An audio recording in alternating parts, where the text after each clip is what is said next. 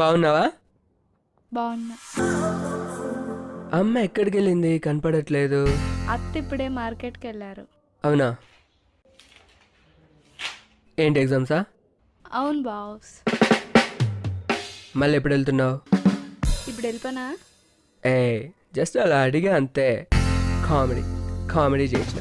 అయినా ఏందే, లాస్ట్ టైంలో 2 కన్ఫర్మ్, ఒక డౌట్ అని 3 ఫెయిల్ అయ్యా.